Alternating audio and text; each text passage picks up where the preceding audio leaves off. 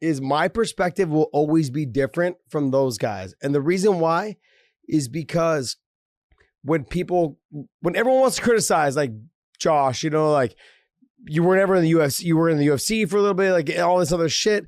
Guess what? Because I actually knew what my worth was. And we came down to negotiations. I had these conversations forever.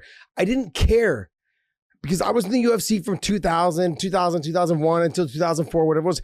I didn't care to go back. I didn't care. I had already been there. And a lot of these guys hadn't been there. So Eddie, when he went, and go ahead. I want you to think about this. When you first went to the UFC back in 2001, I signed with them in 2000, but then I fought for them in 2001. 2001. Yeah. I recall Joe Silva didn't want you. No, he hated me.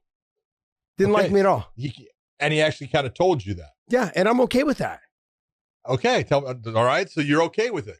So here's the thing. I fought Kid Yamamoto in Hawaii on Sean Shelby and his ex-wife. It was their promotion. It was called Shogun in Hawaii.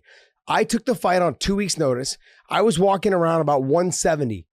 They called me because a guy named Philip Perez was supposed to fight Kid Yamamoto. He ended up getting knocked out holding pads for someone in fucking Fresno. Dummy. Anyways, one of my friends, but I'm just simply saying, like, why are you holding pads for someone that obviously doesn't know how to kick, knocks you out? Anyways, 2 weeks before your fight. I take the fight on short notice, fill in. I have to cut from 170 to 143. I make 143 to fight Kid Yamamoto. I'm starving myself. Kids like walking around eating. I want to strangle him just because of that. Anyways, I make the weight. We fight on this show. I think a lot of people already know. First round, I give it to Kid. Kid beat me in the first round, but it was more of like, take me down, let me up because he couldn't hold me down. That's kind of the situation that we were in. But I was throwing everything at him, the kitchen sink. Second round, I was putting it on him. He started looking like he was getting a little bit tired. And I threw an inside leg kick, kicked him in the cup, broke his cup, couldn't continue. So Dana hit me up afterwards. You're signed. Dana signed a ton of guys from that card. Robbie Lawler, myself. I want to say Dwayne or Eves. One of those guys ended up getting signed. Eves Edwards. Yeah, Cabbage got signed. There was a bunch of guys that got signed for Pete Spratt. We all got signed that night. Basically, he met me at the Alamano Hotel. Joe Silva said, I needed more work. Dana said, no, he's what I want. So when people talk to me about Dana, I knock Dana based on how I feel like he's treating fighters. I don't knock him based on my past experiences with him personally. I knock him based on like how I feel about him and how I've heard of dealings with Fitch, Koscheck, Swick, Bobby Southworth, guys that have dealt with him throughout the career. And my manager personally dealing with him.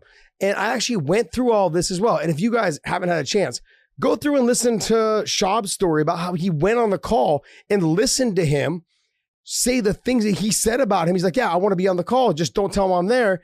And the shit that Joe said. Let me just tell you this, though. With Joe Silva, I could give two shits. Here's the thing. At the stage of my career when I went there the first time, I just took the fights that we were given. There was 5 or 7 pay-per-views a year. You fought in the UFC or you didn't. That was it. But when I went back the second time, when Strikeforce got bought out, different outlook, different lifestyle, different everything. My pay was, and when people say I'm bullshitting, I was making more money than Sean Shirk was. I wasn't even the fucking champion in Strikeforce. I was making more money than Sean Shirk was as the champion in the UFC. It was, the back locker room deals. I know Sean.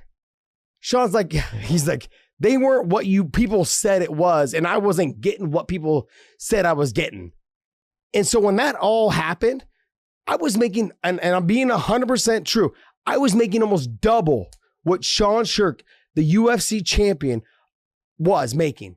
So when people want to talk to me about it, I don't care. Now, my dealing with Joe Silva, the only experience that I've had where it became an issue was after I knocked out Nate, they said, okay, you're getting the Pettis fight. Because who was the guy that was supposed to fight him? Ended up getting knocked out in training.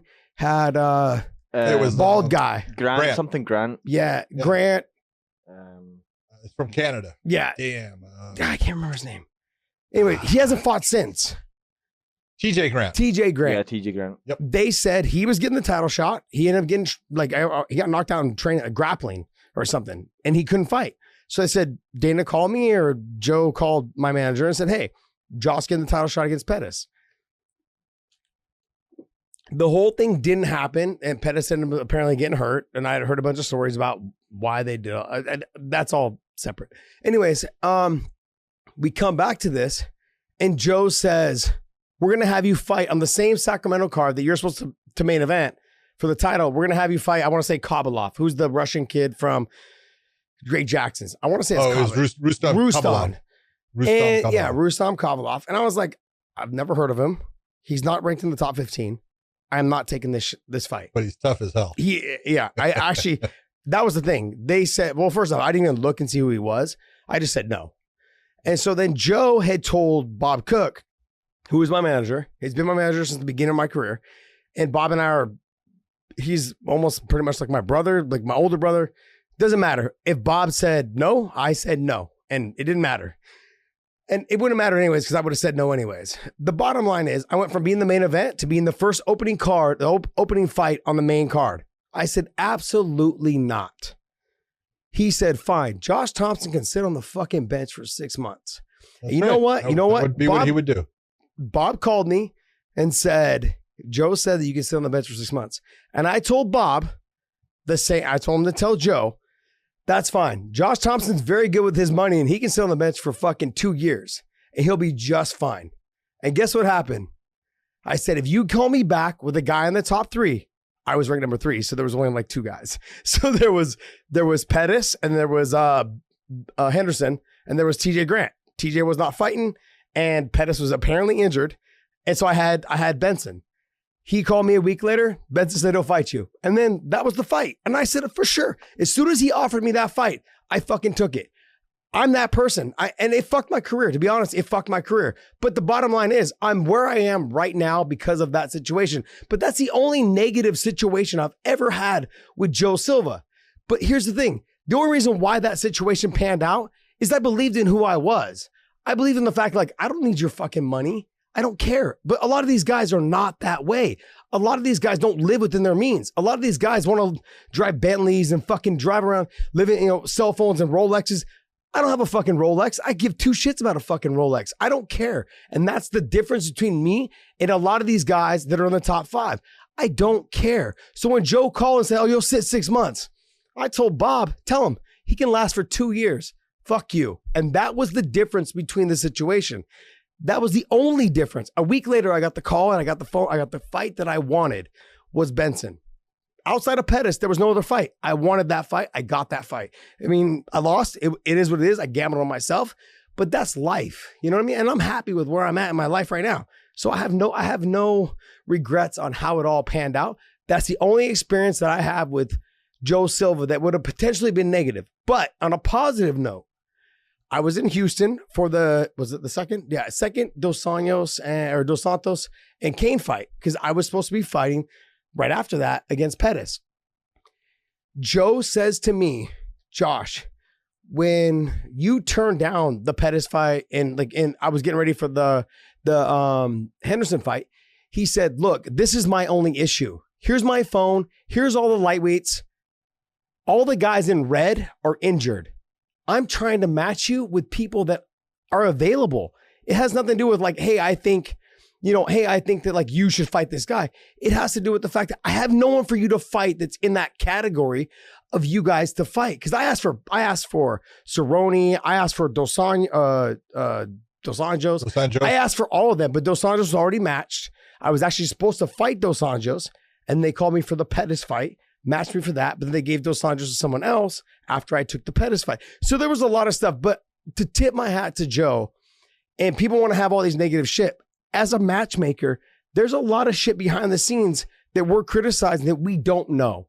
He showed me, he's like, look, we got 100-something lightweights, whatever it is, but in the top 10, top 15, these are the only guys available because the rest of them in red are not available. They're injured. They're hurt. Their wife's having a kid.